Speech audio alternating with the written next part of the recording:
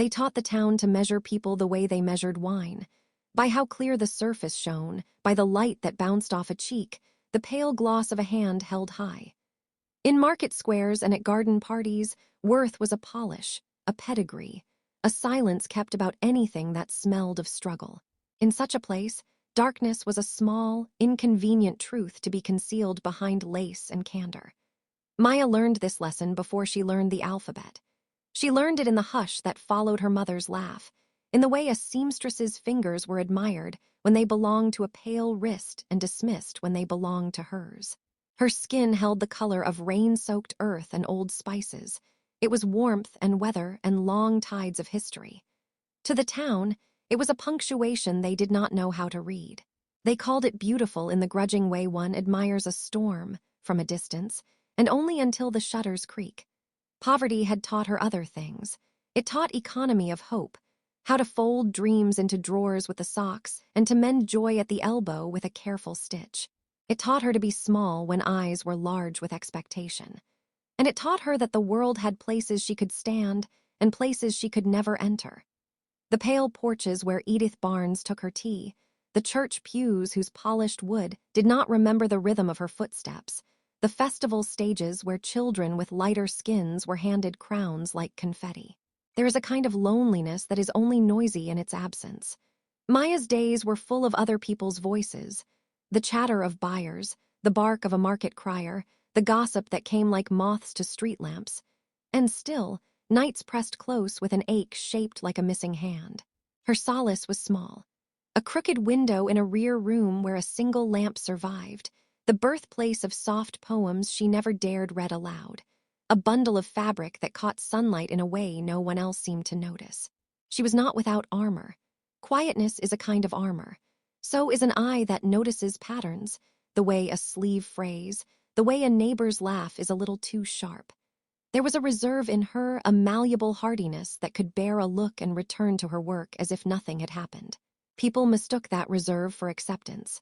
They did not see the small rebellions, the secret poems tucked behind buttons, the nights she taught herself to stand straighter in a mirror by the guttering light. Still, she wanted something the town did not have a name for. Belonging that felt like being called by your true name, not as a concession of charity, but as a recognition. She wanted to walk into a room and have eyes that had been trained to ignore her, look up and find she was seen. That yearning sat in her like a held breath, patient and inevitable. If you have ever watched a field wait for rain, you know the shape of her hope, silent, certain, ancient. Outside the town, the moor leaned under the moon like a secret kept too long. It did not care for measures or pedigrees. It remembered weather and wolf and the slow, honest law of tides. And it was there, on that wind-roughened fringe of the world, that something older than the town watched and waited, and the first flicker of change began to move through the dark. Maya's days were built of threads and the soft punctuation of the needle. Dawn found her at the back table of her tiny shop, a crooked place tucked between a cobbler's smell and a bakery that sold pillowy rolls to people who never learned to be hungry. She pressed fabric to light, letting the sun teach her the secret of color. Cloth was more honest than faces. It bore the history of hands and weather without pretending. She could coax a ragged hem into a line so perfect it looked like an apology kept faithfully. When she worked, the world narrowed to the rhythm of breath and stitch. Her hands knew the language of repair, which is very close to the language of hope. People came with practical requests, mending, altering, shortening, and with pieces of their lives folded in. A father's sleeve, a lover's torn cuff. Sometimes the work was invisible to them. They only saw cost and time. Sometimes, in the hush, they saw something else. A sleeve finished so carefully it seemed to change the way the owner walked. Those were small miracles, unbilled and pure. Maya gave them anyway. In her chest, the needle kept time with a pulse that wanted to make things whole. On a late summer morning when the air smelled of heated stone and apples, the town announced its summer fete. Drums would call people to the square. There would be ribbons and the brittle laughter of those who had learned to keep their joy controlled. For the fete, a competition was declared. A gown for the mayor's niece, a thing of lace and pale ribbons. It was precisely the sort of thing the town considered both harmless and illuminating. A show of taste, and gentle superiority. When a hush passed through the market, the kind that announces gossip as much as goods, a visiting patron suggested the organizers commission the gown from Maya, who had been praised by a few secret admirers for her unshowy excellence. It was a small rebellion when the committee accepted. To many eyes, she was only a seamstress who could hem without fuss. But to Maya, the commission was a splinter of possibility, a chance to stitch a voice into silk, to make something so quietly exquisite the town might have to acknowledge the maker. She took the work with the same reverent hunger she brought to bread. Edith Barnes heard. The news fluttered across terraces like an angry bird. She came to the market in a dress that caught the sun and made it look as if the day had been invented just to flatter her. Her presence swept a little wind through the stalls, as if the town's rules themselves might rearrange to make room for her. She stood, deliberate and cool, and watched the seamstress who dared. "You've been given a task beyond your station," Edith announced when she addressed the small crowd that gathered. Her voice was syrup and steel. "Let us remember how the town is arranged. We admire talent where it appears naturally, in its place." Her smile bent like a blade. "It would be a pity for the mayor's niece to be seen wearing something that might suggest common hands." A ripple of embarrassed chuckles answered her, the kind that shore up alliances. Some eyebrows lowered toward Maya as if to say, "Isn't she fortunate to be reminded of her limits?" The words landed like small stones. Maya felt their edges under her skin. Juno stood by her stall like a living answer. She was shorter than Maya and louder than most truths. Where Maya folded her courage inward, Juno wore hers like a coat. "Edith," Juno said, blunt as a staple, "Maya's work speaks for itself. The town would be richer to see it on parade." Her voice was not apologetic. It was a bell rung to attention. Edith's eyes narrowed, and the bell's tone was answered with the acidic cluck of tutting women. The fabric in Maya's hands felt suddenly heavier, as if the cloth had absorbed the room's judgment. Leela, watching from a distance with her lantern eyes, pressed her small palms to the windowsill, a private audience in the row of houses that watched like sentries. There was something in Leela's look, unmasked admiration, pure and precise, that made a small warmth bloom in Maya's chest. After Edith left, the market stitched itself back into commerce, but the memory lingered. How quickly a crowd could make a person small again. Maya returned to her table and smoothed the silk, fingers moving as if to erase the sting of spoken scorn. Her inner voice murmured the old, familiar questions: am I enough? Am I permitted to want? And then, quieter like a wholesome encouragement, the thought that carried her through: I will make this dress as if the ground itself would bend. Loneliness taught her caution, but it also taught her endurance. Her strength was not the boastful flair of some noble hero. It was a precise, patient insistence. She understood the mechanics of being unseen and made a practice of invisible defiance. The way she trimmed a seam with a flourish nobody noticed, the secret pocket sewn into a hem where she kept a scrap of poetry. In the space between doubt and craft, she found a fragile, growing certainty that her work could be a kind of language, and perhaps, if spoken long enough, it might compel even the town to listen. They said the moor kept its own calendar. The town measured seasons by harvest and by the mayor's festivals, the moor measured by its silences, the way fog would rise like a held breath, the nights when the grasses hummed with insects, and then, as if someone had cut the world open, fell absolutely still. Farmers crossed themselves before leaving their gates at dusk. The church bell was rung an extra time on certain evenings, just so the sound might chase whatever watched from the dark. It was in that border place, where the cobbles gave way to heather, and the roofs began to look like something small and fragile against a very large sky. That gossip grew wild and took on a life of its own. The old tailies had the comfortable geometry of lies told by people who did not want to be frightened. There was talk of a curse, the kind passed down like a family recipe, a story of a nobleman turned to shadow, of a bargain struck at the turn of a century, of lovers who paid too dearly for a song. Mothers shushed children with the phrase, and men made jokes about the moor's eccentric residents when ale made them brave. On market days, the gossip pooled in corners.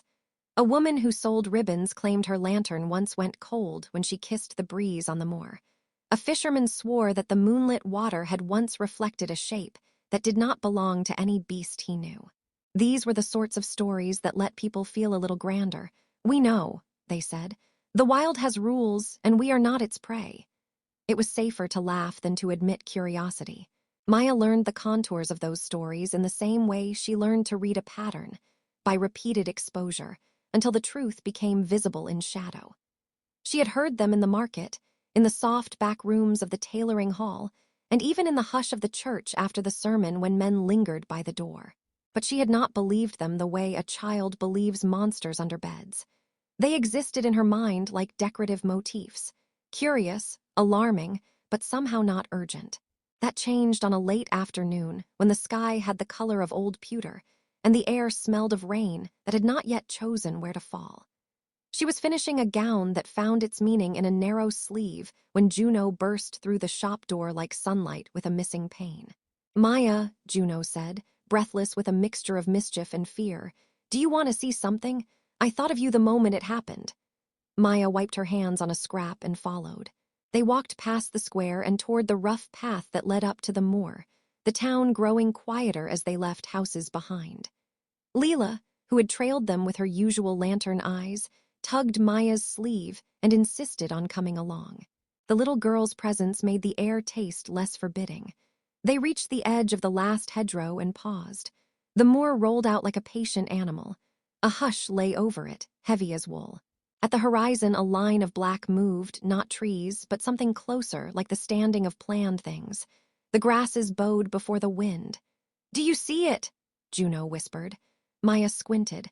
There was nothing remarkable at first. Then, in the spread of dusk, she noticed the broken posts of an old fence forming a jagged line where the shadow seemed to concentrate. Around those posts, the heather lay trampled, as if something large had passed through with great deliberation. And there, at the edge of sight, the air seemed to fold. Flies did not buzz, and the skin at the back of her neck prickled in a way that spoke of remembered cold. "You feel it too," Maya said, surprised that her voice was small enough to look fragile in the open. A laugh from a man in the near distance tried to cut the girdle of dread. "Old wives," he called. "There's nothing out there but wind." But their ears were tuned for the wind and heard instead a whisper that was not wind at all, a sound like fabric rustling in a room where no one moved. The whisper ran along the grass and then stopped, as if someone had chosen a single syllable and kept it, waiting for an answer. "Old stories," Juno said again, but she did not move. Her hands were pressed into her coat pockets, as if she were bracing against something she would not name. Maya's eyes dragged along the moor and found, in a split second that lengthened into an eternity, the figure. He stood where the fence broke, tall and straight as an unlit candle, wearing a coat that took more light than it gave. There was a tilt to his head that suggested interest, and the glance he cast over the town was not unkind, more like the way a reader looks at a book he has owned for a long time. He was a silhouette, and yet something in him contradicted the word. The air around him seemed cleaner, as if a window had been swung open and the dust had been given leave to leave. Even at that distance, Maya felt the world shift in infinitesimal degrees. The moor held its breath. The birds forgot to make their small, urgent music. "You see him," Leela breathed, as if sharing a secret that might be snatched away. Maya's stomach clenched, not from fear entirely, but from a tingle that had the taste of revelation. The figure turned, and for a heartbeat their eyes met across the stretch of grass and judgment and time. He looked at her as if he had been waiting for something that only she carried, a particular sadness polished into a kind of readiness. Then he stepped back into shadow, and the moor closed its mouth. "Did you see anything?" The man's laughter on the path had gone, replaced by the small, acute sound of people who have put away their jokes. Juno's hand found Maya's and squeezed. It was a simple, human thing that tethered her to the known. Maya said nothing. She had seen a shape and a possibility. In the silence that followed, the town's old stories hummed with new life. They were no longer decorative motifs. They were maps, and something had just drawn a line in the dark. The fair had been arranged like a promise the town could not wait to keep.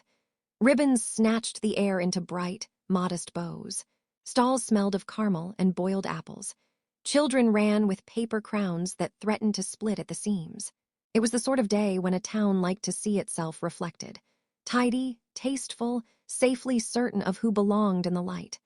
Maya watched from the edge of the square, the gown folded across her lap like a sleeping thing she had taught to breathe. People admired the work in passing, a look, a murmured compliment, the kind that felt like coin dropped into a closed palm. She kept her hands busy, smoothing the silk as if the motion could keep her steady under the town's eyes. Edith arrived with the air of a sentence being read aloud. Her parasol carved the sunlight into a halo. Around her neck, a string of pale pearls snagged the light and sent it out like gossip. She saw the gown, more than saw it, measured it, ranked it, filed it into the drawer of inconvenient things. Her lips formed a smile that somewhere held a razor. "Maya," she said, and the name came out like a verdict. "We will have the presentation on the green. The mayor will be there. It would be educational for the town to see how a seamstress, untrained in the finer arts, fares under scrutiny." There was a pause, a calculation as neat as the pleats of her sleeve. The implication was soft as a hand but heavy as a ledger.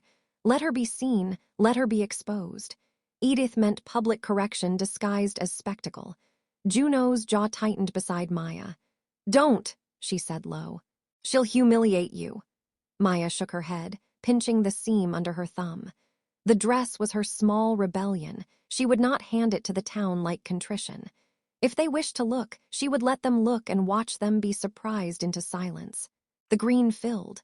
People gathered, their eyes like coin, once worn smooth, now ready to judge.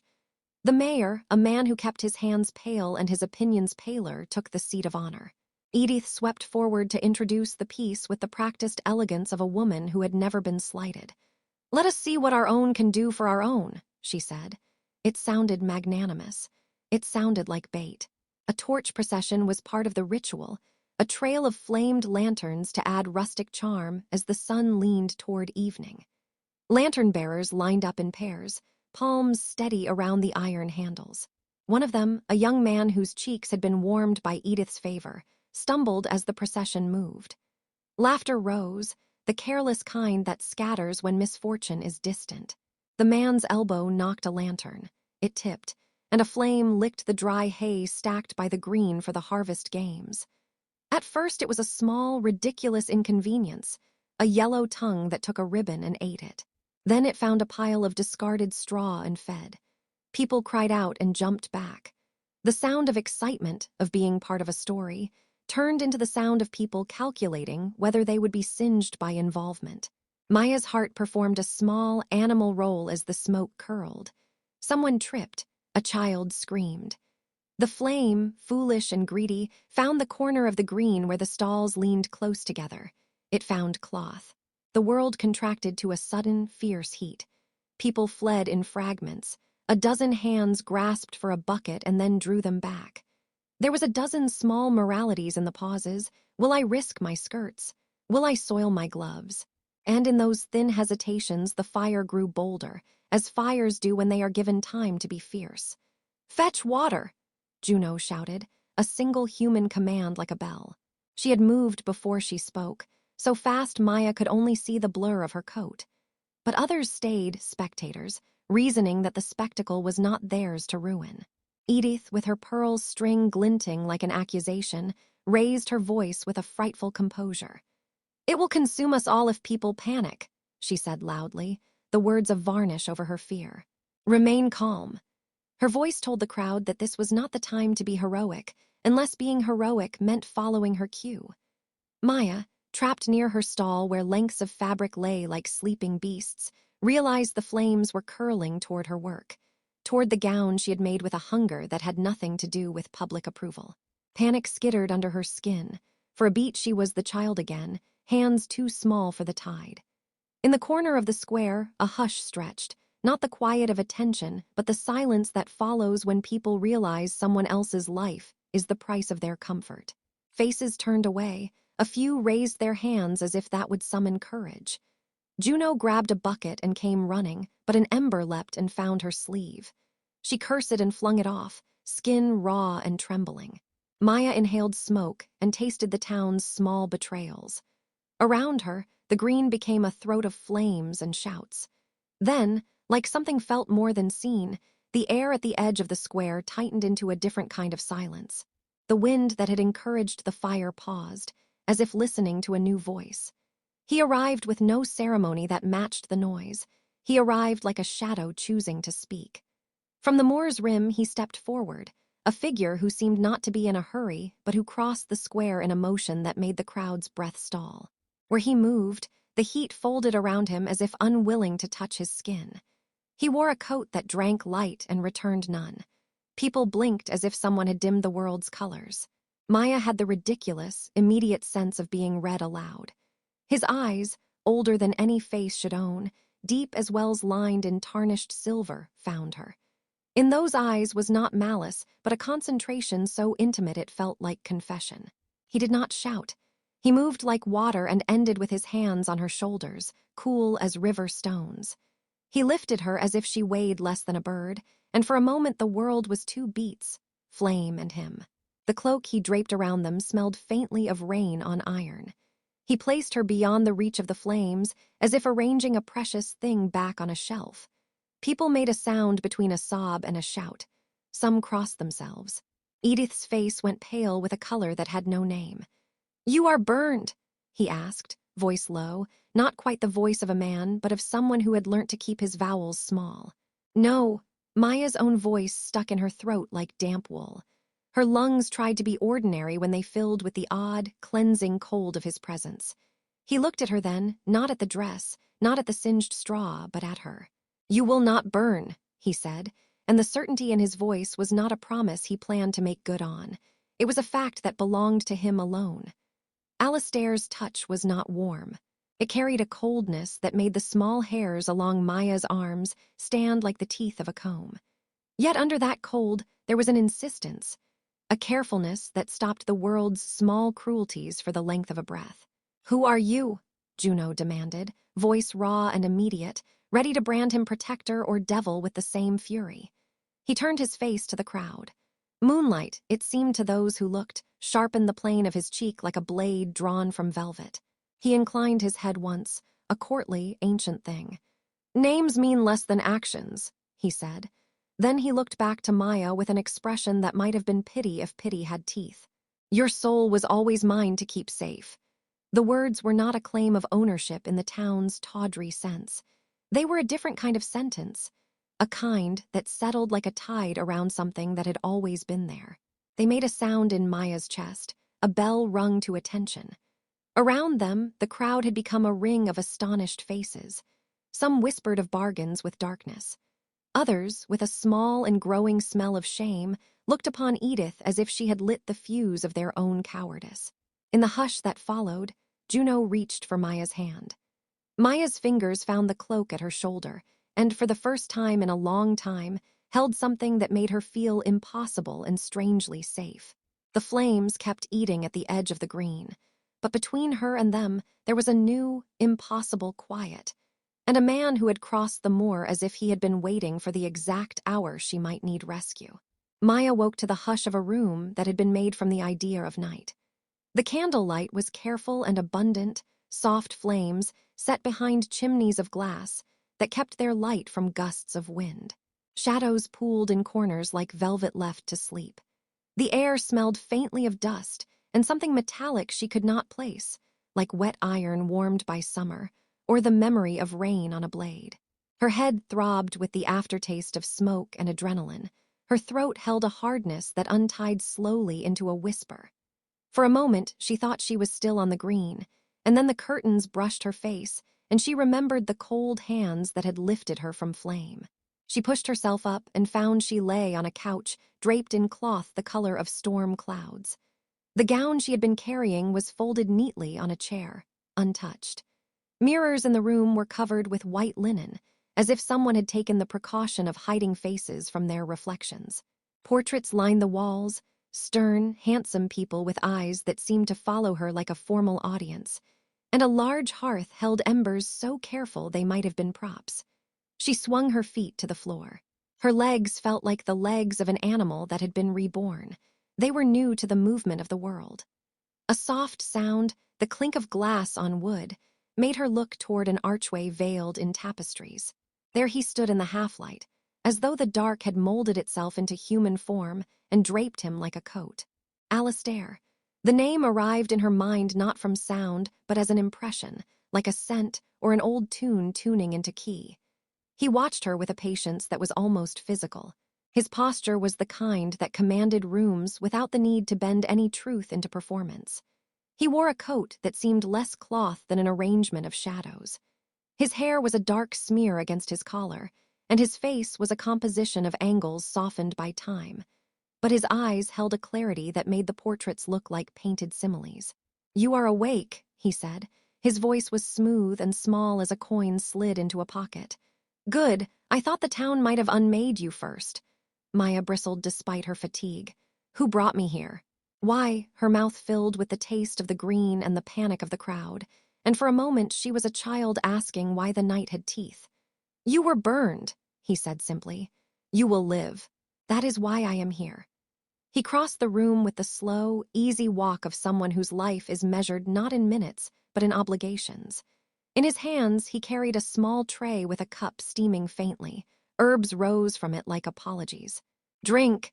She obeyed because the cup was warm, and because the world still felt safer when it offered a small kindness. The liquid soothed her throat and made a small, grateful noise in her chest. He sat opposite her, but not too close, at a distance that preserved the right shape of privacy without surrendering it. "You could have left me for the town," she said after a while, measuring her words like newly sewn stitches. He smiled then, a slight lift at one corner of his mouth that contained memories. "I have watched your town longer than most of you breathe beneath its roofs," he said. "I observe the measures they use to judge one another. It is a curious way to live. They polish surfaces and call it virtue." Maya's fingers found the seam of the couch and tugged it, the motion small and anxious. "Why did you save me? You do not belong to them. You do not belong here. I do not belong in the way you mean," he said, "but I belong to my own ways of seeing." He leaned forward, and when he spoke his voice took on the warmth of storytelling. "I have watched you, Maya. You make things whole. You do not pretend to be less than you are to fit like a key in a wrong lock. There is a particular honesty in that." Her name left his lips with a softness that startled her. She had not told him her name. The sound of it felt like an offering. "You watched me?" "Yes." He gestured at a map on the wall, a drawing of the moor and the town, pins stuck where paths met and where fences had broken. "From a distance, from the moor. People think I am only rumor. That suits them. I prefer to exist without their catechisms." He looked at her then, more intensely, as if trying to memorize the way hurt lived in the shape of her face. "You hold shame as if it were a garment you might remove when polite. I find that fascinating, rare." Maya's defenses folded and reassembled with practiced speed. "Fascinating," she repeated, trying to fold the word into a meaning that did not endanger her. "People also find me suspicious. I am used to it." His expression did not darken. It softened into a rareness that felt like a gift. "Suspicion is the town's manner of keeping itself tidy," he said. "But to me, your color is a story I have not read. Your scars, visible and invisible, show a life that does not know how to apologize for itself. That appeals to me." She wanted to ask what sort of man took delight in what others decried. The question curdled in her throat because she could sense the truth of it. His delight was not the indulgent pity of a patron gazing at a poor artist. It was a recognition that cut closer, like the clean edge of a needle. "You speak as if you are above them," Maya said, voice brittle. "As if you are not complicit with the way the world is made." He let out a soft, almost amused breath. "Complicity and distance are twin sins," he said. "I am guilty of neither when it comes to you. I have my own methods." He lifted his hand, hovering a fraction from hers, and she felt a coldness bloom where his shadow fell. It was not the bitter cold of hate. It was the clear, startling coolness of iron after rain. "I do not claim to understand all human things," he added, "but I recognize what is true. You are true, Maya." The words made a small place inside her unclench. Suspicion did not vanish. It was a sensible thing to carry, but alongside it a strange gratitude blossomed, absurd and bright. She had been looking for belonging like a child hunts for lost stones. She had found, instead, an older witness who declared her worthy for reasons she had not yet learned to name. There was a pause, a quiet that felt like the room listening. Outside, the moor breathed against the manor's stones. The covered mirrors seemed to hold their breath, too, as if afraid to remind anyone of faces that could change with a single glance. "Who are you, truly?" Maya asked, and this time the question was less about shelter and more about the hunger of curiosity. Alastaire's eyes softened into something like a cathedral window. "A man named by too few things," he said. "One who sees when others look away. For now, that will have to be explanation enough." She wanted to press him, to force the truth from his mouth, to know whether he had a hunger she did not yet fathom. But the clock of her exhaustion told another story. Her eyelids sagged with the permission of safety. She folded into the couch and let the stranger's presence become the room's third steady thing. As she slipped toward sleep, she heard him stand and move, the quiet of his steps like a promise that might either keep or break. In the edge between waking and not, his last words brushed her like a promise or an omen. "You are not alone, Maya, not anymore." Alone, she had learned to be fierce. But companionship, when it came from shadows and spoke in small, certain sentences, felt like the start of a new kind of work. The town's appetite for stories was an animal that could be fed with a scrap and grow into a hunger. Word of the night's rescue traveled faster than the smoke had. By dawn, the green singed scent rode on the tongues of market women and lingered like a truth everyone insisted on repeating. She was carried off by a strange man. They say he came from the moor. Some say he is not a man at all. The phrases multiplied and changed color every time they crossed a new mouth. Maya first noticed the sound of it while she mended a cuff for a baker whose hands were perpetually floury. The baker's waiting silence had the peculiar edge of someone who knew gossip, but did not want to waste it on a person they thought beneath their attention. "They said he lifted her like a feather," the baker muttered, as if recounting something both marvelous and inconvenient. "A shadow man, blessings or devilry, who can say?" A child on the street called it a miracle, and then, as if afraid a miracle would tax the world's sense of order, whispered with a conspiratorial solemnity. She was bewitched. The one-word verdict stuck to Maya's name like glue.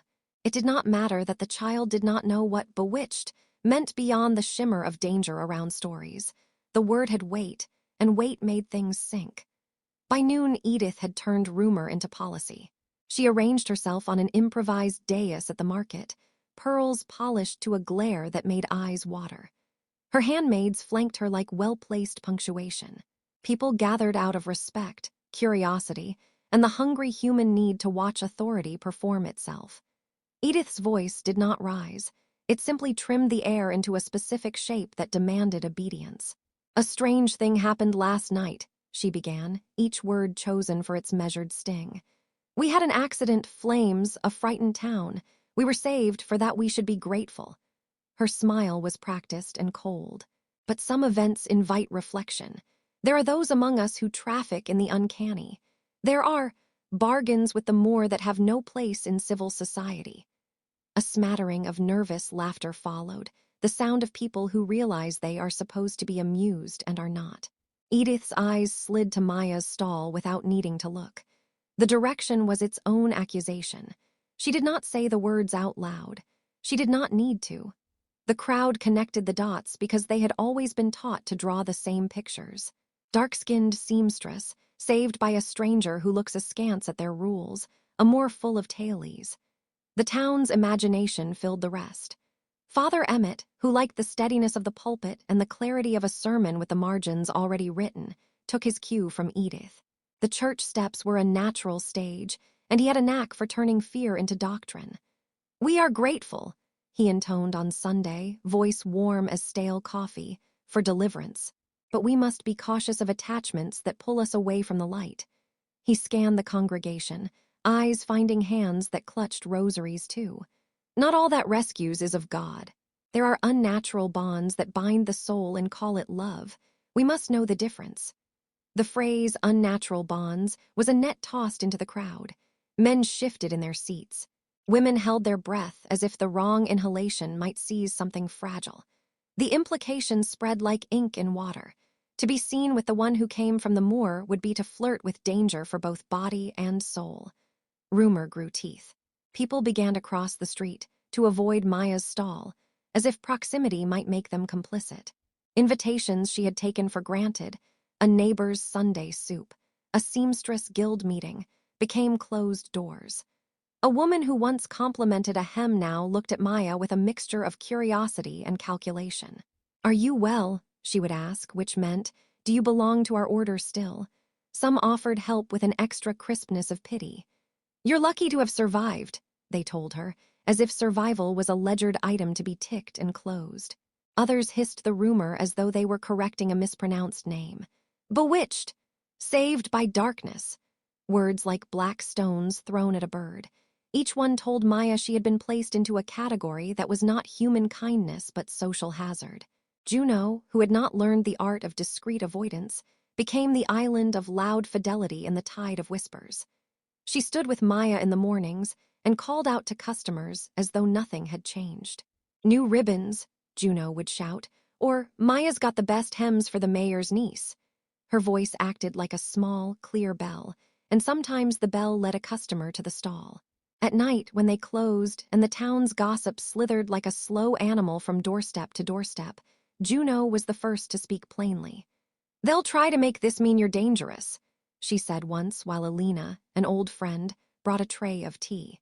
"Ignore them, you know what you are. You saved that girl's dress. When I see your stitches, I see courage, not spells." Maya wanted the ease of Juno's conviction in her chest. Gratitude toward Alastaire sat there like a jeweled stone. It was heavy and impossible to hide. But gratitude against the town's burning suspicion felt unsafe, as if the thankfulness she felt would itself be used as evidence against her. In private, she rehearsed what it would sound like to speak of her rescue without making the town panic. "He saved me. He didn't hurt me. He was gentle." The sentences clustered in her throat like forbidden seeds. At the same time, she noticed small, reluctant factions forming in the crowd. Leela and a handful of other children watched with confusion and a raw admiration that made the town adults uncomfortable. "She's brave," a teenager whispered once, and the admission felt like an act of heresy. An older woman, whose father had once been helped by Maya's repairs, brought a bowl of broth without gossiping. These acts were fragile as moth wings, but they sent warmth under Maya's ribs that was not only fear. Then came a darker measure, anonymous notes. The first one was folded and placed beneath a brick at her stall. It contained a single line, "BNEDICTS do not dare." Another was pinned to the church door, paper flapping like a small accusation. "Keep the town pure." The handwriting was shaky, like hands less certain in their righteousness than they pretended. Yet the message was clear. Those who had power to ostracize were reminding everyone of the price of association. Father Emmett's warnings multiplied into private admonitions. He found Maya on the street one morning, his expression an earnest crumple. He put a hand to her arm with a warmth that smelled of stale incense. "Child," he said, "people will not understand your heart if it chooses strange company. For your soul's sake, do not let yourself be lured into bargains whose cost you cannot imagine." The words were meant as counsel, but landed like a censure. Maya felt the old, familiar shiver, the sense that she must measure every choice against a legend of sin. "I did nothing but survive," she said, voice small. "You survived," he agreed, eyes softening. "Which is precisely why you must guard what you allow to root in your life." The circularity of the warning, "survive, therefore be wary," felt like a cage built from pious phrases. She wanted to be able to say plainly, "He saved me because he chose to, and in doing so he recognized something in me the town was determined not to see." To say it aloud was to risk being consumed by the same machinery that had almost burned her. Late that night, she sat by her crooked window and watched the moor in the distance, as if trying to find the place where Alastaire might stand. The town's lamplight painted the skyline with the fragile color of hope and fear. She touched the place where the cloak had brushed her shoulder in memory and felt the cold like an aftertaste. She owed him gratitude, that was simple and true. But gratitude did not erase the way her life had been catalogued now as cautionary tale. To accept his presence openly was to court scandal. To reject him without understanding was to betray something she had not yet learned to name. In the small hours, the conflict felt like a stone rolling in a dark room.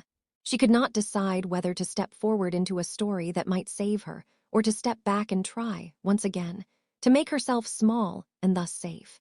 When the town finally voted to hold a meeting to decide what to do about the influence of the Moor, Edith's hand was sure, and Father Emmet offered a verse to the proceedings that sounded like a benediction for public suspicion.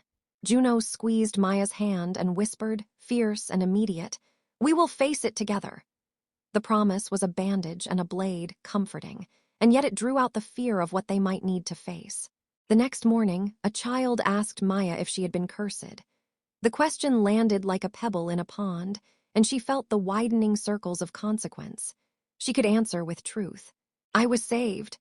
Or she could say nothing and let the rumor swell in the town's mouth until it consumed whatever semblance of normalcy she still had. She reached for the poem she'd hidden in the hem of a discarded dress and smoothed its edge. For the first time since the green, the shape of a choice trembled before her. Gratitude toward a stranger who had been nothing but kind, and fear of a society that would label and lash out at the things it could not keep tidy. The manor's night held a slow, deliberate patience. Outside, the wind walked its usual circuit across the moor. Inside, the rooms kept their own hours. After she'd rested, taken the small cup of broth he offered, and been given time to let the smoke and the green and the crowd unspool from her limbs, Alastaire returned with an air of quiet intent. He closed the door to the inner study and drew 2 chairs near a low table where maps and books lay like relics of decisions made long ago.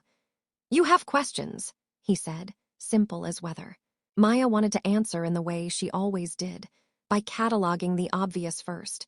Who was he? Why had he saved her? What did he want in return? But when she looked at him, the list of interrogatives folded into a single, heavier thing. Why did he look at her as if she carried an answer he had waited centuries to find? She cleared her throat. "Why me? Why not anyone else?" He steepled his fingers. "Often the answer is simple. I choose who I watch. I watch to understand." He tapped a map where a town's lanes were drawn with the precision of a man who had learned the geography of other people's choices. "I have watched this town change its fashions 6 times. I have watched faces grow proud and faces learn to bow. But some things don't change. The cruelty of measuring nothing but surface, the old arithmetic of preference. You are not the sort of person they learn to see." Maya's chest tightened. "You speak as one who has watched for a very long time." He gave a small, wry smile. "Longer than you might imagine." He pushed aside a book, and the edge of a portrait caught the lamplight. In the oil-painted face, the cheekbones and the line of jaw were the twin signatures of the man sitting before her.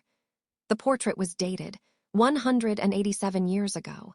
A second portrait farther down the wall held the same face, the same angle, the same eyes 70 years earlier. There were more etched, lithographed, sketched in charcoal avatars of him across the slow calendar of the world. Maya stared. "You don't age." "As a rule," he said. "I grow more precise, not older." Then, as if admitting to a private joke, he added, "Names are the only things that attempt to fix us in time. I have been called many things. Prince is one of the more durable titles." "Prince!" She tried the word, and it seemed too ornamental for the man in the small room who had a habit of laughing at the town's manners. "Yes." He did not deny it. A lineage that once held land and court enjoys echoes even into ruin. Titles tend to outlast the structures that birthed them, but title is only a word. "I am what I have become by necessity." He paused, the candlelight refining the planes of his face into a sharp, almost sacramental geometry. "I am a kind of revenant, if you prefer older terms. I do not sleep the way you do. My hours are not yours. My appetite is particular." Maya's throat worked. She had heard rumors shape in the market, but in this room, with portrait evidence and a voice that knew the cadence of centuries, rumor bent into an actual thing. "You're saying," she stopped. The image of teeth as weapons, of myths told to frighten children, hovered like smoke in her mind. Alastaire watched her without flinching. "Vampire is the easiest language for people who wish to keep their lives simple." He shrugged one shoulder, dismissive and almost tired. Call it what you like. The essence is this. I am bound by needs that make no home in the polite structures of your town. I have survived by choosing distance, by choosing whose lives I touch and whose I leave to the mechanics of ordinary time. How can you be sure you're not making monsters of yourself? Maya asked, the question small and sharp. If you do not age, what keeps you human? The question lodged between them like a thrown stone. For a long moment he considered it. Perhaps the same things that keep the rest of us human: memory, curiosity, the obligation not to inflict needless pain. He placed his hand on the table, and the light seemed to pull at the skin as if testing its tarnish. I have seen centuries and the ways people soften and harden. I have been cruel. I have been careless. I have paid for it in ways that cannot be tallied in years. I learned slowly that longevity without compassion is a long, arid desert. Maya's eyes stung with a strange mix of relief and alarm. There was a loneliness in him that felt familiar, the steady, internal echo of being on the outside. Her life's quiet erasures, the way the town's eyes slid past her, were a narrow mirror of the millennia of solitude he described. So you watch because you're lonely, she said, almost rudely, because there was a certain bluntness to naming things that burned less than silence did. In part, he admitted it. Loneliness is a companion most people misunderstand. It is not merely absence of company. It is the absence of recognition. You can sit in a room of people and be lonelier than a man stranded on an island. I watched people smile and not see. You reminded me that not seeing is not ignorance. Sometimes it is choice. His gaze sharpened. You do not ask to be made small, and that stung the roots of my long patience in a good way. He leaned back and let the sentence hang between them. Then, softer, he added, I value what others discard. Beauty, to me, has nothing to do with the way light falls and everything to do with truth. Truth is generous. Truth can hold sorrow and still be beautiful. The town mistakes surface for beauty because surface is quick to settle in minds that dislike work. But truth, real beauty, requires the courage to look at a thing wholly. Maya's fingers found the frayed hem of her sleeve. They said I was cursed, she whispered, that you'd taken me as a bargain. Alastaire's face folded with something like protective anger. They will say what keeps them comfortable.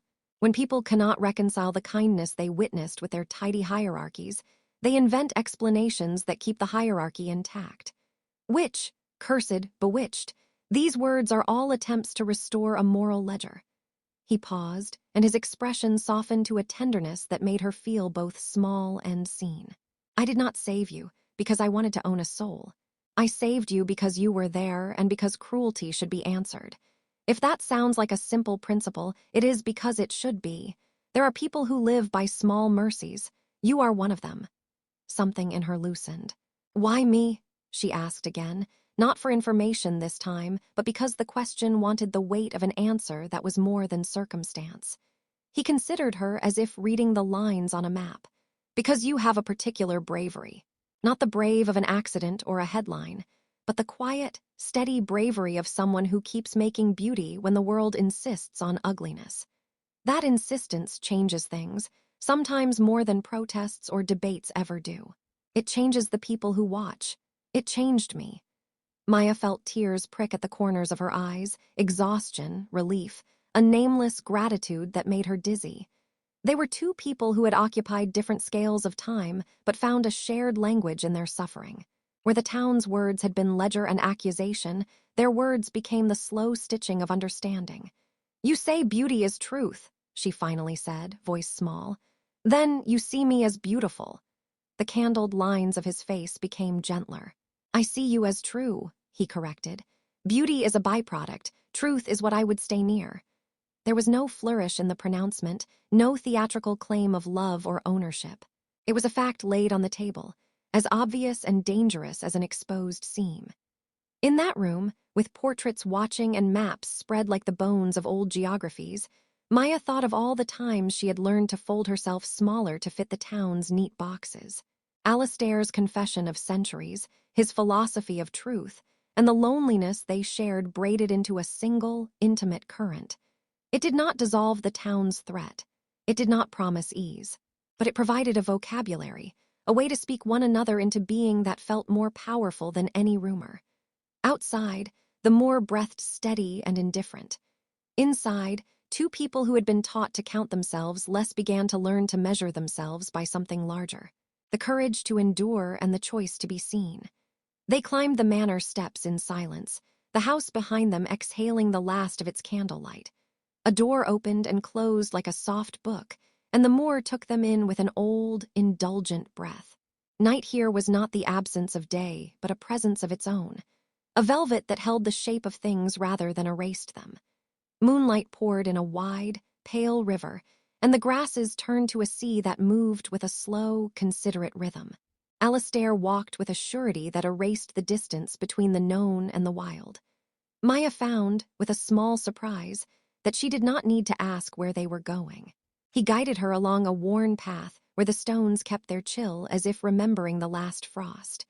The air bit at her cheeks with clean, mineral cold. Underfoot the moor hummed low, the sound of insects and small creatures folding the night into itself. "Do you find the dark frightening?" he asked, not as a test but as a note offered for conversation. She considered the question. "Frightening is a habit the town teaches you." She let the words out like a frayed thread. "They warn you that dark hides danger. They never teach you that dark can hold beauty, too." He smiled, a small thing that softened the line of his mouth. "We have been taught many clever untruths," he said. "Come." He stopped at a rise where the moon flattened itself against the horizon and poured light like milk. From here, the town looked like a smudge of lamps and polite roofs, a stitched pattern in a fabric that never changed. The moor spread before them in unending, breathing texture, tussocks of grass, the pale teeth of distant rocks, a lone hawthorn that bowed its bare arms like a benediction. "See how the grasses take the moonlight," Alastaire said.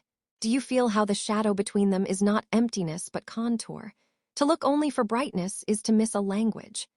Maya bent to the motion, watching the way light and dark argued over each blade of grass. In the dusk, the world resolved into more than outlines. Depth was a narrative. She felt, suddenly, that the moor was teaching her something the town never had. A patience for subtlety, an appreciation for what is revealed when you slow down enough to notice. He reached out and took her hand then, not in the cavalier way of possession, but as if offering a compass. His fingers were cool, but not uncomfortably so, more like the inside of a quiet room on a hot day. The contact was small, a brush of skin that spoke in the gentle language of care. "You see," he murmured, "beauty is braided through shade. It is not an ornament for the confident, it is a refuge for truth." Maya's pulse fluttered. The gesture should have been electric, but it was steadier, like a bell that had learned to keep time. She pulled her hand away and tucked it into her sleeve, an automatic, practical move she had made 1,000 times.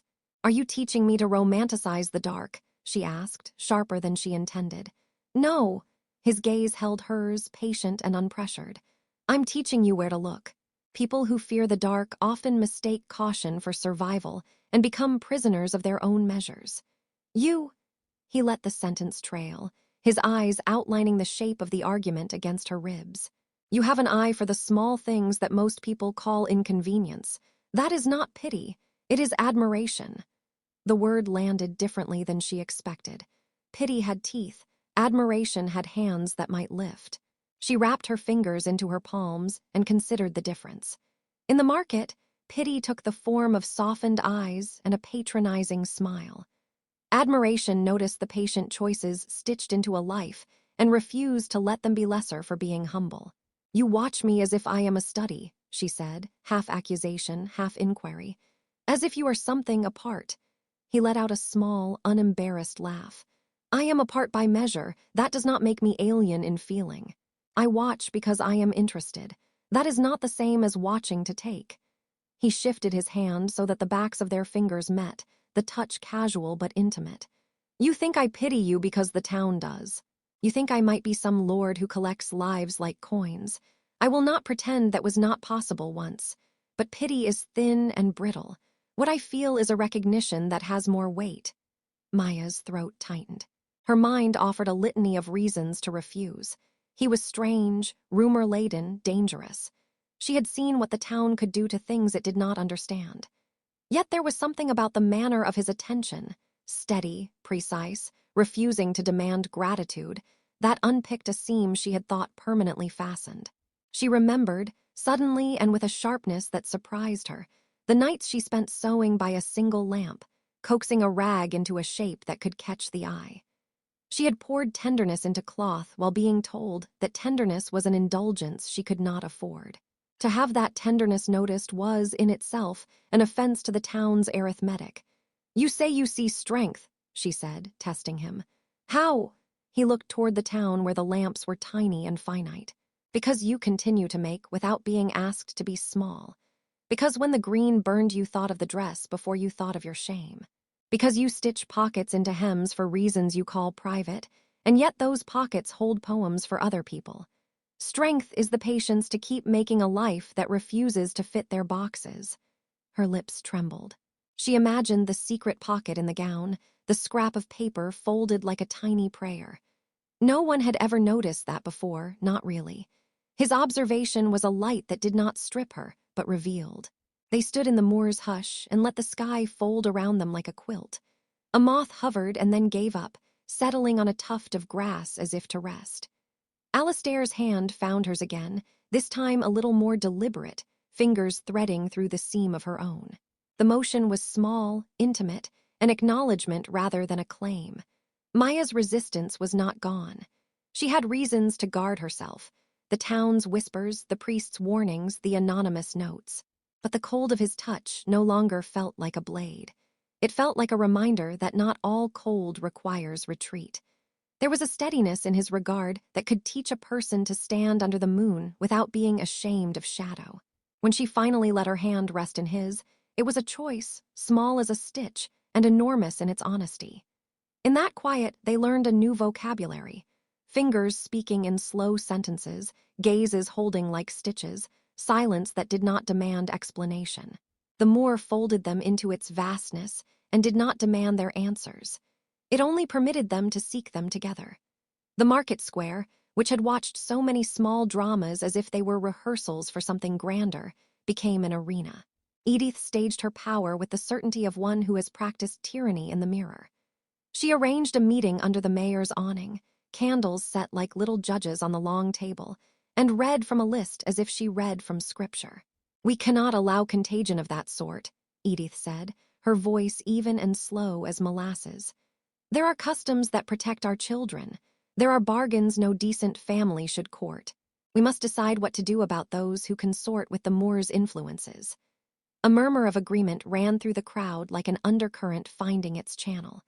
Faces turned toward Maya's stall as if she were on display like an exhibit to be judged, and if found wanting, removed. Someone had pinned a crude drawing of the night's rescue to a post, a shadowed figure lifting a smaller one, and somebody else had scrawled beneath it, "Monster. Keep the town pure." "Demon," a man spat from the back, his hand curled around the rim of his ale. The word landed with a throwback to old superstitions that had dressed themselves in modern language. She was saved by the devil. Father Emmett stood with his hands folded, his sermon the scaffolding for public panic. "We do not know the nature of the thing that saved her," he intoned. "We must ask what bargains were struck. If the soul is at stake, then the town is obliged to act." His words were not cruel. The cruelty had been softened into righteousness. Juno's face was a thunderhead beside Maya's stall. She pounded a fist on the table as best she could without making a scene the town court would savor. "She was saved," Juno snapped. "She did not sell anything. You would have left her to burn." Edith's smile sharpened. "That is not the point. Influence matters." She spread her hands to show the crowd the moral architecture she wanted them to accept. "If we allow such a thing to go unexamined, what of our daughters? What of our families? We must make a decision that will preserve the integrity of our town." The decision was shorthand for a verdict the town had practiced for generations. Exclusion. The rich have always known how to manufacture fear and then pass a bill that looks like safety. There were calls for punishment, for exile, for a mildness dressed as prudence. "We will not be barbaric," they said, and calls for something harsher from the more frightened or bolder. Someone suggested a formal ban. Another muttered about an arranged marriage to redirect scandal. Every proposed solution had the same spine. Remove the discomfort, restore the surface. Maya felt the room tilt. The air pressed in, close and hot, though the sun had not risen yet. Words stitched themselves into ropes that might drag her out of the town. The anonymous notes had been practice for this moment, small removals to incrementally strip livelihood and dignity. A neighbor who had always been polite crossed his street to avoid her stall. A customer who had once trusted her hands refused to bring his wife's dress to her for fear of repercussions. She stood with the dress folded at her hips like a litany. Her throat was a dry well of questions. Hide, her childhood survival whispered. Shrink, her old teachers advised. Make yourself so small a town cannot find you worth its fury. It was an instinct older than shame, survival by vanishing. Alastaire arrived quietly, like the turning of wind, and took a place at the edge of the gathering. He did not interrupt the meeting. He allowed the town to speak its ugliness into the open and show itself. His presence, however, shifted the room as subtly as a clock hand. The heat cooled a fraction where he stood, and Edith's smile became tight. "You will not be forced to go," he said to Maya afterward, dragging her to the shadows where the marketplace's judgment could not reach like claws. His voice was low, not angry but gravity-heavy. "They will demand it. They will make laws, and they will send men to nod solemnly as if they are instruments of justice. Love between our kinds will be called scandal. Compassion will be called a sin." Maya watched him, seeing the way his jaw worked, the way his hand closed once and then loosened, as if remembering what it felt to grasp mortal things. "What do you mean by our kinds?" she asked, voice small but steady. "The moor and the town," he said. "My world is patience and distance, night and its codes. Your world is law and light and quick judgments. A bridge between them invites both fascination and brutality. People fear what they cannot categorize. They will make you the example they need so they can sleep." She felt the shape of his warning like a premonition. Consequences. Laws of gossip, of blood, of men who would call themselves saviors and hand out exile like bread. Her gratitude to him sat heavy in her chest, a jewel she could not hide even if she wished, and fear threaded through it like a thin, bitter seam. "You could leave," he said softly, studying her face for the flicker of capitulation. "I can take you away from this place. You could be safe in my manor, away from their judgments." The offer presented a different sort of exile. Safety in leaving would be a trade for the life she'd forged with her own hands. To go would be to admit defeat to the town's cruelty, a life relocated but not mended. "No," Maya said before she had measured it. Her voice surprised her with its steadiness. "I will not let them decide for me. I will not vanish so they can sleep easier." Alastaire's eyes searched hers, reading resolve like a map.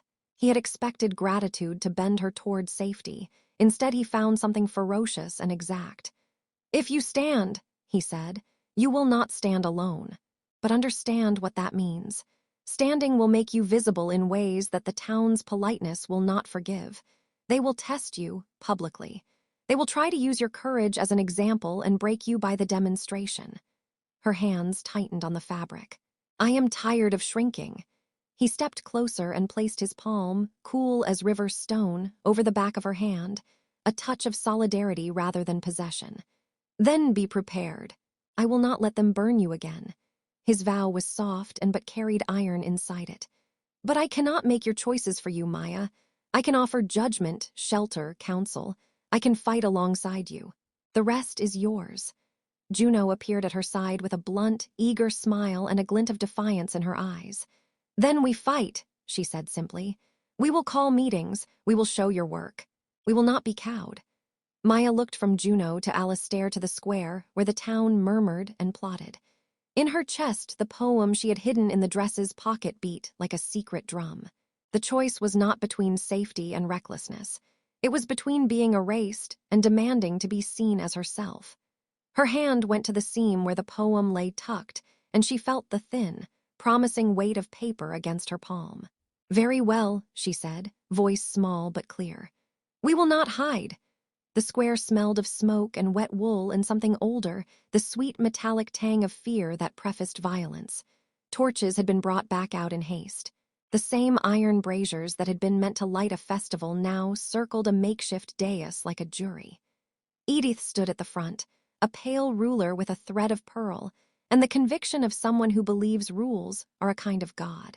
Father Emmett's mouth worked as if he were forming prayers that were also legal briefs. They had called it a purging, a word that scraped like a knife on the town's sore conscience. People came because spectacle is a heartless way to exercise virtue. To watch, to approve, to sleep again. Mothers clutched children. Men who preferred the comfort of anonymity cleared their throats and murmured compliance. Some faces showed triumph, others looked away, ashamed. Maya stood in the center, the gown she had made folded against her chest like a talisman, and the poem she had hidden in its hem pressed small and hot against her palm. The crowd's voice was a chorus of accusation. Witch, demon, mark of the Moor. She felt then the old slippery instinct to shrink, to make herself a shape so small the world could forget it. The hem of the dress ate into her fingers, a small, stubborn pain that anchored her. Juno stood close, jaw set like a hinge. Leela, brave in a child's way, clutched the hem of Juno's coat and refused to blink. Edith lifted her hands like a conductor beginning a dirge. By the authority of the town, she said, voice high and practiced, we shall decide whether this woman is fit to remain amongst us. If she has consorted with unclean spirits, if her survival comes at the cost of our children's safety, we must act to protect our families. Father Emmett intoned something like a prayer that had been sharpened for policy. People nodded as if they were learning a catechism with consequences. Men carried forward a brazier, the same kind of fire they had used as holiday light, now filled with dry brush and straw. The plan, when it was announced, was a spectacle of gentle cruelty. To bind Maya lightly and swathe the flame near enough that the heat would singe rather than burn. A warning, they called it, a public consecration of fear. The smaller cruelties felt worse than any large harm. The way neighbors avoided her eye, the polite coughs, the refusal of common courtesies. One after another, accusations were read aloud. Consorting with darkness, bewitching the town's children with her reckless independence, endangering the mayor's niece by crafting clothing that encouraged improper pride. Each charge was absurd and therefore monstrous. Maya's knees threatened to fold. The torchlight seemed to magnify every fault the town had ever taught her to possess. Her breath caught in her ribs, the poem in her hand crinkled under the force of her fingers. She had not expected the weight of their need for a villain to be so heavy. She wanted, fiercely, to tell them the truth, that a man had lifted her from flame because cruelty is an answer, and because someone with the capacity to be kind had chosen to be kind. But words meant nothing in this ring of people who had come to be reassured of their own virtue. When the binding cords were produced, simple, rough ropes that smelled of straw and milk, Maya closed her eyes for a second and felt the last of her courage gather like a small, stupid star. She forced herself to breathe, to count one stitch, one seam, one poem. A child in the crowd sobbed softly. Somewhere a dog began to howl. The match was struck. Flame leapt and licked the dry brush as the brazier took. Heat pushed against the assembled, and someone moved forward as if to justify their part in the ritual. The flame stretched greedy fingers toward Maya, and for a horrifying instant she tasted the green again. The panic, the smoke, the way people had found reasons to be absent. Then the air changed. It was not a sound exactly, but a change in the quality of the world. As if someone had opened a window in a room and the stale room air had a place to go. People turned. On the ridge at the moor's edge, where the town met the wild, the shadows were not just dark but deliberate. He stepped forward with the same slow certainty he used on the moor, and the crowd's murmurs rose into a single sharp note. Alastaire came down the path as if carved from the night itself. Torchlight made lines of silver on his cheekbones. The world seemed to take a reflexive breath at his approach. He did not hurry. He did not need to. Where he walked, the torches dimmed as if the night itself was being asked to lend him its authority. Edith's smile fractured. The pearl at her throat seemed to pall. "Stop this," his voice said, not loud but a bell that ringed the square. It held centuries of weather in its calm. People faltered, guilty of having performed cruelty in the name of safety. Edith stepped forward with the practiced outrage of someone else's puppet master. "Who are you to command this town?" she demanded, but her voice had the brittle edge of a reed in a storm. "You are a stranger." Alastaire turned his head slowly and fixed the crowd with a look that made them feel as if they were worms under a groundstill. For a moment the square was a tableau, faces open, mouths caught. Then, with a motion both casual and terrible, he reached out his hand toward the brazier. Heat met his fingers and did not bite.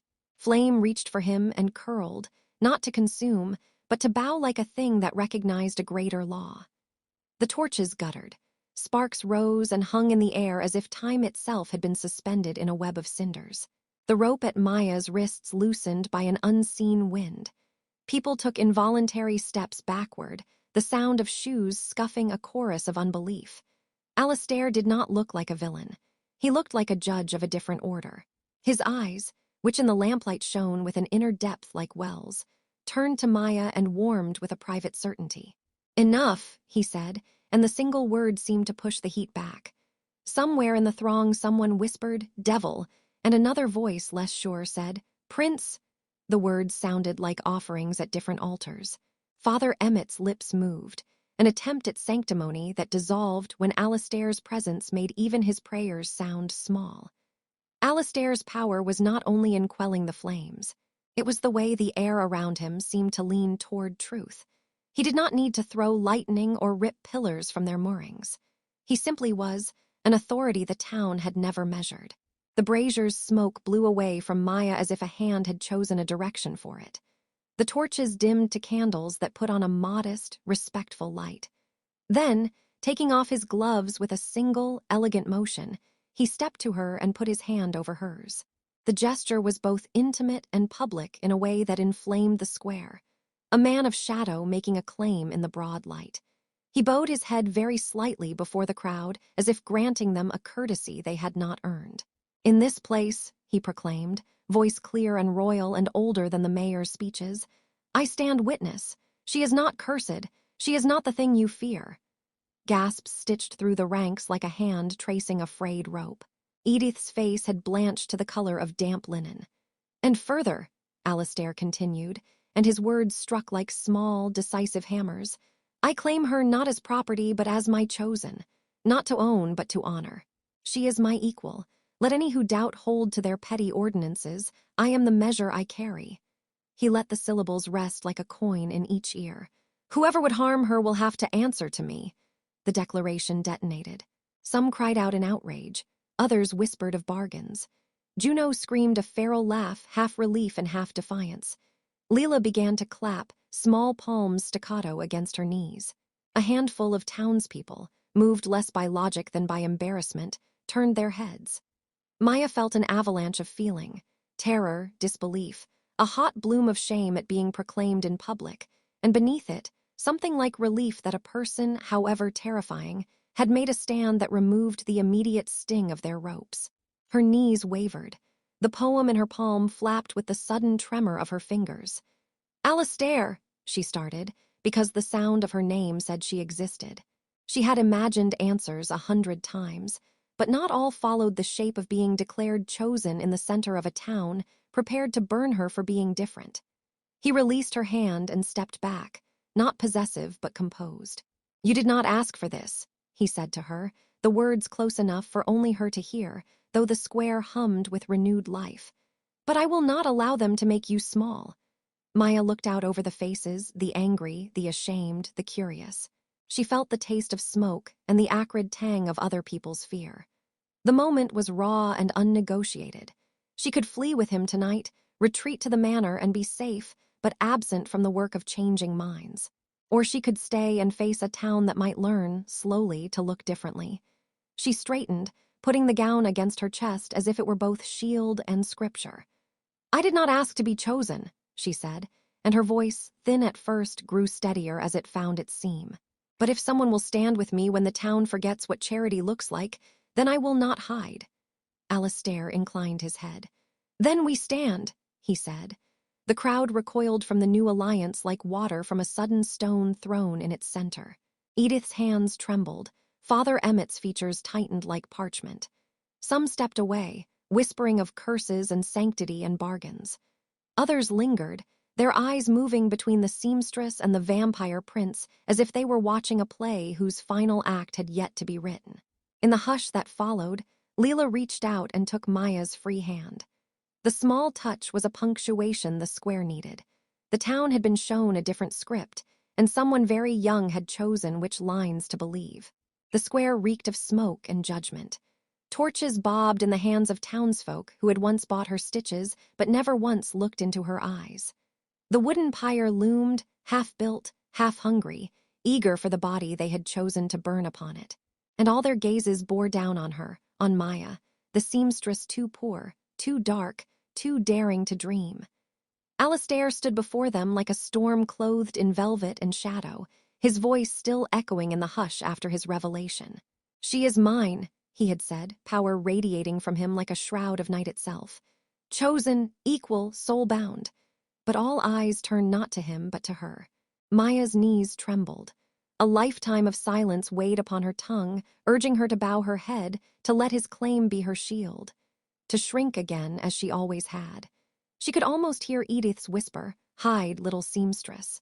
Hide behind a man, even a monster if it will keep you alive." Her chest rose and fell. Then something burned hotter than the torches, hotter than fear. It was the memory of fire, of choking smoke, of their hesitation to save her when she had screamed. They would let me burn again. She stepped forward, slipping out from Alastaire's protective shadow. Gasps rippled like wind across dry leaves. Maya's voice, at first quiet, wavered, but it did not break. "You call me cursed," she said, her eyes sweeping over the crowd. "But what curse is it to be born with skin kissed by the sun? To be poor, yet to labor until my hands bled, stitching gowns none of you would wear if you knew who had sewn them?" Edith spat from the front, her lip curled. "You are nothing." "No," Maya cut her off, her voice surging, ringing against the walls of the square. "I am not nothing. I am everything you fear, not because of curses or demons, but because I refuse to bow to the coffin you've carved for me, a coffin made of your beauty standards, your prejudice, your cruelty." The torches flickered in the sudden stillness. "I will not shrink," Maya declared, her chin lifted, her eyes fierce. "Not to please you, not to survive you, I belong to myself, and if love has found me in him, in anyone, it is because I was always worthy of it." Her words cut deeper than flame ever could. For a heartbeat, no one moved. Even the fire seemed to hesitate. Alastaire's gaze burned on her, not in possession but in awe. And in that moment, Maya chose, not to hide behind shadow, not to cower in light, but to stand. She was no longer seamstress, no longer victim. She was her own fire, unquenchable. The square was no longer a place of judgment. It was a place of silence. The crowd, once a sea of accusing faces, now rippled with uncertainty.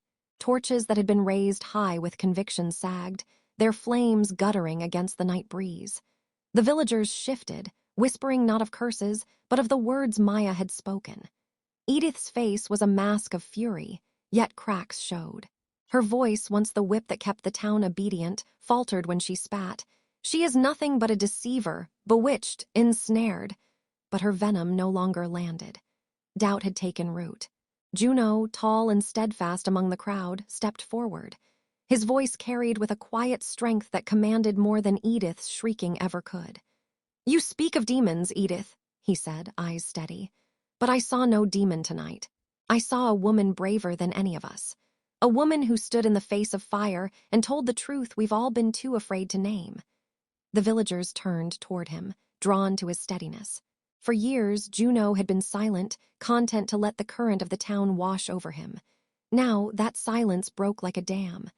"Are we not the cursed ones?" he asked. "For letting hatred blind us? For watching her nearly burn while we did nothing?" Edith hissed, but her power was slipping. The crowd wavered, no longer bound by her chain of fear. And then, from the edge of the square, a small figure darted forward. Leela, bright-eyed, wild-haired, rushed through the gap and flung her little arms around Maya's waist. Her tiny voice rang out, unafraid. "I want to be like her when I grow up." The words struck deeper than any sermon. Murmurs rose, not of mockery but of awe. A child's admiration carried more truth than Edith's accusations ever had. Maya, stunned, placed a trembling hand on Leela's head. The girl's warmth against her was real, grounding, a reminder that even in a world of cruelty, innocence still recognized courage. Alastaire stood silent at Maya's side, his dark presence both terrifying and magnificent, yet it was clear to all that he did not compel her. She was not his shadow. She was her own flame. The townspeople began to lower their torches, shame flickering in their eyes. Some looked away, unable to meet Maya's gaze. Others looked at her as though seeing her for the first time, not the seamstress, not the outcast, but the woman who had spoken when none of them dared. For the first time, Edith seemed small. Her power waned in the light of doubt, and though she still hissed and snarled, her voice no longer commanded the square. Maya lifted her chin. She felt Leela's hand gripping hers, Juno's presence like a shield at her back, and Alastaire's gaze, soft with reverence, not possession, anchoring her.